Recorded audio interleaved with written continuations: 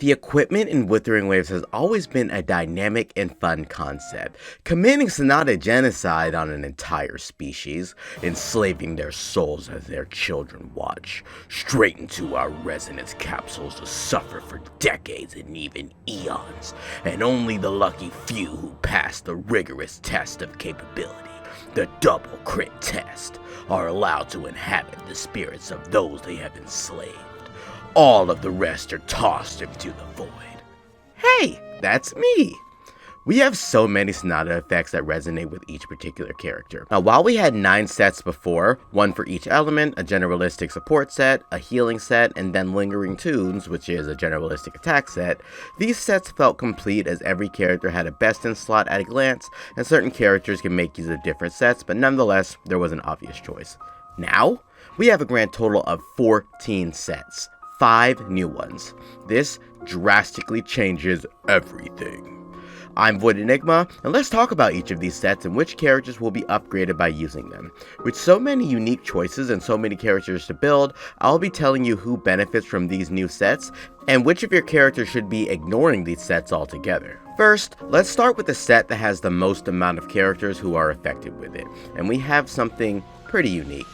The Empyrean Anthem set, which specializes in coordinated attacks. The 2-piece set gives 10% energy recharge, and the 5-piece set increases coordinated attacks by a whopping 80%. If these coordinated attacks also crit, then your character gets a 20% attack buff for 4 seconds, and you should be doing coordinated attacks at all times, so this should be up at all times. This is a very strange set because firstly, it gives energy recharge as the 2-piece, and secondly, it buffs only coordinated attacks, albeit by a large margin. We have characters like Zheji, Yinlin, Mortefi, and even Yanwu, who are all capable of using their resonance skill, and they'll actually be doing coordinated attacks with it, but it's still not all of their kit. Zheji in particular does mainly coordinated attacks, but her on-field presence and basic attacks is still at least 30% of her damage. At the moment, you can use her with the original Frost set, which gives 40% Glacial damage buff to her entire kit, or you could use a coordinated attack set to buff her on-field coordinated damage by double that, and also gives a standard 20% attack buff, which is about maybe 30 to 40% as effective as the entire Glacial damage boost.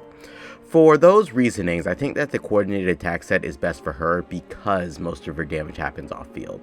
Compared to the Moonlit set, who she can also use, the coordinated attack set does offer way more overall damage, at the expense of some of the damage for your main carry. So, you could definitely consider both sides. For Yinlin, compared to the Moonlit set, the coordinated attack set is just much better for Yinlin for her personal damage, but for the same reasoning, you may want to actually opt in for the Anthem set over this set. But for Yinlin, who is made for damage, you would also be using the Void Thunder on her. Oh hey, it's me again. Again, it's a max 40% electro damage buff for each part of her kit. Resident skill damage, liberation damage, basic damage, and coordinated attack. Surprisingly enough, most of Yinlin's damage is not from her coordinated attack. It is a big part of her kit, especially if you're using her in the sub-DPS role, but if you're using her in her designated quick swap role, then she can easily make use of both of these sets pretty well, and she'll be more tuned towards the Void Thunder set. But then, you do have the 20% attack buff to compensate for the loss in electro damage, so it begs the question, is it enough? From my testing, Yinlin with Void Thunder versus the Empyrean Anthem is quite similar, and whichever set has the best substats would perform better. Definitely not worth the upgrade, but overall, if you're really good at your quick swap with Yinlin, then the Void Thunder is going to be best. If you're okay or just using Yinlin as a sub DPS, then the Empyrean Anthem may actually have the edge. As for Mortefi and Yanwu, they're more suited in their sub DPS buffing roles, so I believe that Mortefi still prefers his Moonlit set, but this is a good option if you're using him for maximum damage with the standard 5-star gun. Yanwu doesn't need this set, because his coordinated attacks are really not noteworthy. He's also just better with the healing set and the healing gauntlet so that he can buff up Jinshi. The next set, Frostly Resolve. I wonder who this set is for. Almost as if we had a Frosty Gunslinger teased in the Drip Frozen marketing. This new set is very interesting. Firstly, the 2-piece set is going to buff resonant skill damage by 12%. The 5-piece set is going to increase glacial damage by 22.5% for 15 seconds after you cast a resonant skill, which you should be doing at the beginning of a rotation, and by casting her Resonance Liberation, you will increase the resonant skill damage by 18%, stacking up to 2 times. So in total, you have about 23% glacial damage and 36% resonant skill damage. While the buffs are massive, the only downside, and it's a major one, is that it only lasts for 5 seconds when you use your Resonance Liberation. The only potential users for this set at the moment is Zheji, Lingyang, Sanhua, Yanwu, and Baisha, and none of them are capable of using their liberation more than once in the span of 5 seconds. So the one who uses this set is a character whose whole dynamic is resonant skill damage, and that same character can also use their liberation multiple times in the span of 5 seconds. The next set is going to be the Eternal Radiance, and it's a set that is for Spectro damage dealers who deal with Spectro Frazzle. Now the 2-piece set is going to give you a 10% Spectral damage bonus, and the 5-piece set is when you inflict the Spectral Frazzle effect, then your crit rate will increase by 20%. When you stack that Spectral Frazzle to 10, then you're going to get a 15% Spectral damage buff on top of it. Now, as I sat there and explained that, I bet you're saying right now, what the fuck is Spectral Frazzle? Well, it's a unique debuff that gets inflicted by the Morning Ikes. You know, when you were fighting the hologram for the Morning Ikes and you'd actually reset when you were almost dead and then you'd just end up dying because of that Frazzle effect? Yeah, it's that. It's like a dot mechanic that can stack over time, and with Spectral Rover's unique kit, she can stack it up quite a bit. She's the only character who utilizes the Frazzle effect at the moment, and no other Spectral character even takes advantage of it. With that being said though, be on the lookout for a future dot character in the world of Wuthering Waves, or in Renacita at least. Next up, we got the Moon Knight Veil set, and this is a supportive set. The 2-piece increases havoc damage, and the 5-piece is pretty neat.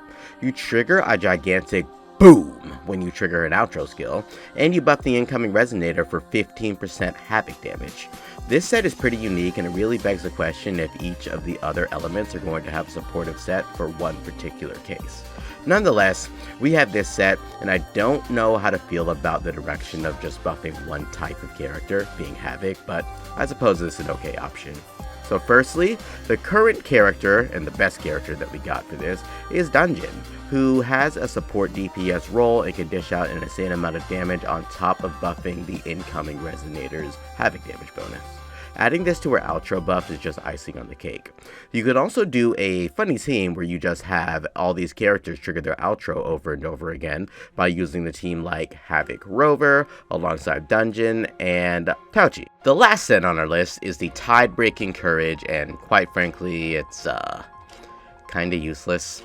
It's good for a main DPS S6 Shorekeeper, but that's about it.